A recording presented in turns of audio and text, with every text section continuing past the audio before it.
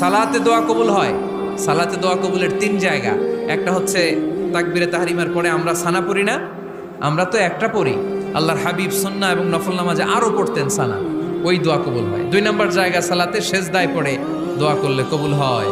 আকরাবু মা ইয়াকুনুল আবদু মির রাব্বিহি ওয়া হুয়া সাজিদ ফাকফিরু ফিহি দুআ। বান্দা যখন সেজদায় লুটিয়ে পড়ে, বান্দা আল্লাহর সবচেয়ে কাছে চলে যায়। তা কিন্তু বিশ্বনবী বলে, সেজদাটা তোমার রবের কুদরতি পায়ের উপরে পড়েছে। সেজদায় পড়ে দোয়া করেন। সালাম ফিরানোর আগে বিশ্বনবী দোয়া করতেন, লা ইউসাল্লিমান্না আহাদুকুম হাত্তা ইয়াতাআওয়াযা মিন আরবা'a।